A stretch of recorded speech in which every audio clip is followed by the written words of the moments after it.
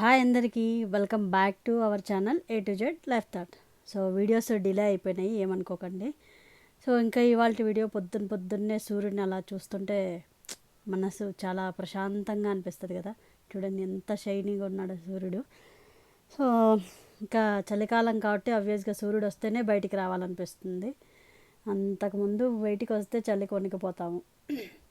So ఈరోజు అయితే ఒక మంచి రెసిపీ మీకు చూపించాలనుకుంటున్నా. అది అందరి ఇళ్ళల్లో ఆబ్వియస్గా చేస్తారు, కానీ సింపుల్గా మంచి టేస్టీగా క్విక్గా చేసేలాగా నేనైతే ఈరోజు చూపిస్తున్నాను. ఈజీగా ఎక్కడికన్నా మనం బయటికి వెళ్తున్నామంటే ఫటాఫటా చేసుకునేలాగా, ప్లస్ 1 pot మీల్ అనమాట. అలా అలాంటి రెసిపీ ఈరోజు మీకు చూపిస్తున్నాను. అదే అందరికీ తెలుసండి, కాకపోతే నా వర్షన్ నేను చూపిస్తున్నాను. సో అదే బిస్మిల్లాబాద్. దీనికి మనం ఎక్స్ట్రా ఏం చేయాల్సిన అవసరం లేదు. ఒక బిస్మిల్లాబాద్ మసాలా ఒకటి రెడీ చేసుకుంటే ఇంట్లో ఉన్న కూరగాయలతోనే చేసేసుకోవచ్చు అనమాట. సో నాకైతే ఇంట్లో ఈరోజు బీన్స్, క్యారెట్, ఆలు, సొరకాయ, ఉల్లిపాయ, టమాటో ఇవైతే ఉన్నాయి నాకు. సో వీటిని అన్నీ కట్ చేసేసుకొని ఫస్ట్ అయితే మనం ఉడికించుకోవాలి కదా. కూరగాయలన్నీ సపరేట్గా ఉడికిస్తాను.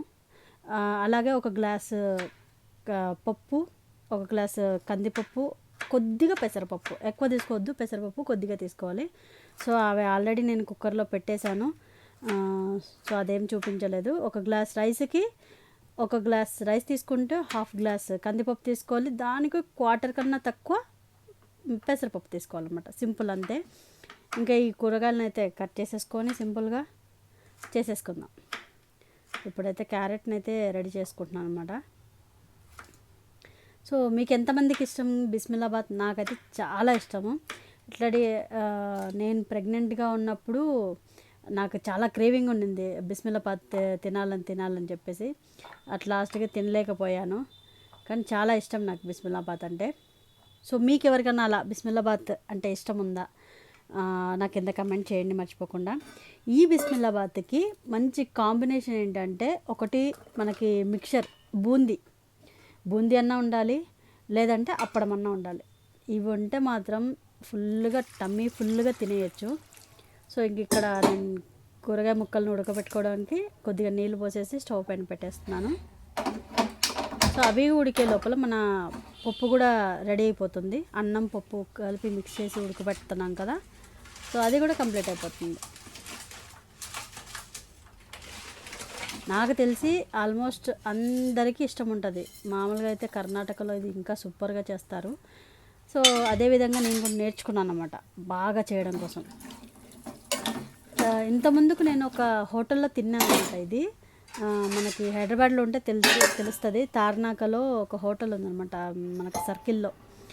అక్కడ అది బెంగళూరు, అది అయ్యంగారిది అనమాట. సో చాలా బాగా చేస్తారు వాళ్ళు. సో ఇంక ఇక్కడైతే చింతపండు నానబెట్టేశాను. సో మనకి పప్పు అన్నం అయితే ఉడికిపోయింది ఆల్రెడీ. మామూలుగా ఉడకబెట్టుకునే దానికన్నా కొద్దిగా మెత్తగా ఉడకబెట్టుకుంటే చాలు. సో ఇప్పుడు నేను చూపిస్తున్నాను కదా అలా. సో పసుపు కూడా వేసేసాను అన్నమాట దీంట్లోనే. చక్కగా ఉడికిపోయింది. సో ఈ అన్నాన్ని ఒకసారి ఇలా కలగబెట్టుకొని దీంట్లో కొద్దిగా నెయ్యి వేసేసుకోండి. ఇప్పుడే వేడిగా ఉన్నప్పుడు ఆ నెయ్యి అనేది కరిగేసి అన్నానికి బాగా పట్టుకుంటుంది అనమాట, మంచి ఫ్లేవర్ వస్తుంది. సో ఇంకా కూరగాయ ముక్కలు కూడా ఆల్మోస్ట్ ఉడికి దగ్గరికి వచ్చేస్తున్నాయి.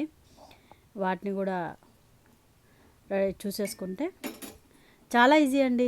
ఎక్కడికన్నా మనం పిక్నిక్కి లేకపోతే ఏదైనా బయటికి ప్రయాణిస్తున్నాం, లేదంటే ట్రైన్ జర్నీ ఉంది అన్నా కూడా ఇది సూపర్గా ఉంటుంది. సో ఇంకొక గిన్నె అయితే యాడ్ చేసుకున్నాను.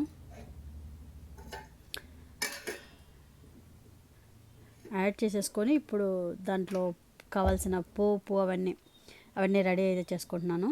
అయితే ఇక్కడ మీకు విషయం చెప్పాలి, నేను బిస్మిల్లాబాద్ పౌడర్ ఎలా రెడీ చేస్తాము అనేది నేను చూపించలేదు. ఆ పౌడర్ కావాలంటే నాకు కింద కమెంట్ చేయండి.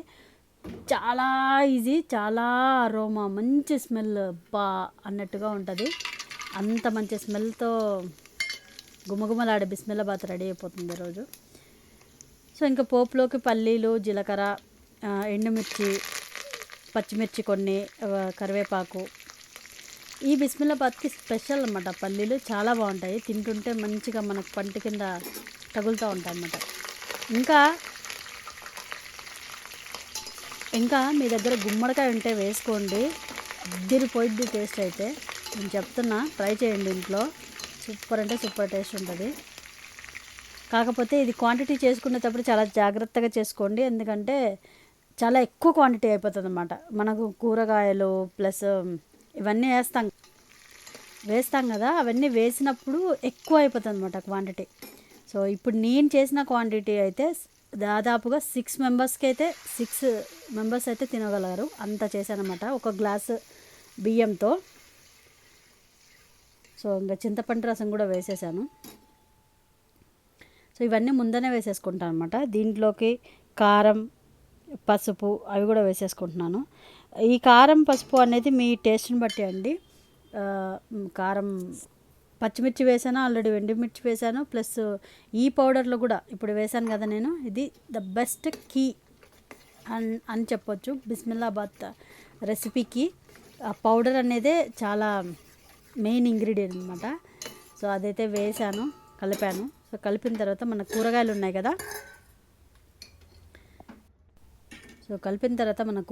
కదా, ఆ కూరగాయలను అన్నిటి వేసేసుకోవచ్చు దాంట్లో. వాటర్తో సహా వేసాను అనమాట నేను. ఎందుకంటే మనకు ఎలాగూ అన్నం కలిపేటప్పుడు కొన్ని వాటర్ అయితే వేసుకోవాలి కాబట్టి, సో కూరగాయల రసం పాడేయకుండా ఉడికినవి వాటర్ కూడా వేసేసాను అనమాట.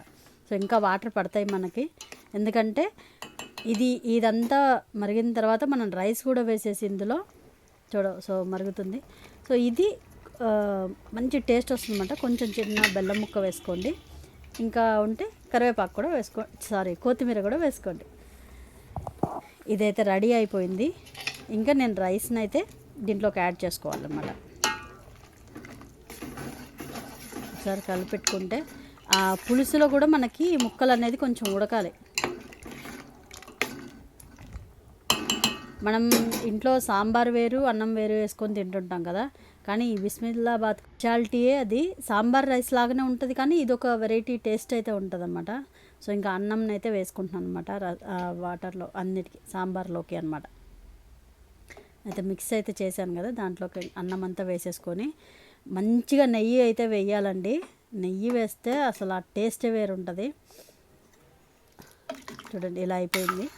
ఇప్పుడు దీన్ని కొద్దిసేపు నేను ఉడికిస్తాను, ఎందుకంటే అన్నంకి కూడా మనం వేసిన పులుపు అవన్నీ పట్టాలి కదా. సో దానికోసం కొద్దిసేపు మనము ఉడికించుకోవాలి అలా పెట్టేసి. సో కంప్లీట్ అండి, అంతా అయిపోయింది, రెడీ అయిపోయింది బిస్మిల్లాబాద్. ఇంకా తినడం ఒకటే లేటు. సో నెయ్యి వేసిన క్లిప్ ఏదో మిస్ అయినట్టుంది. సో నెయ్యి అయితే వేసుకోండి, సూపర్ అంటే సూపర్ ఉంటుంది. ఇంకా నేను ఆగలేనండి, తినేస్తున్నాను. మీకు కూడా ఇది కావాలంటే రెసిపీ చూసి కింద ట్రై చేయండి, నాకు కింద కమెంట్ చెప్పండి.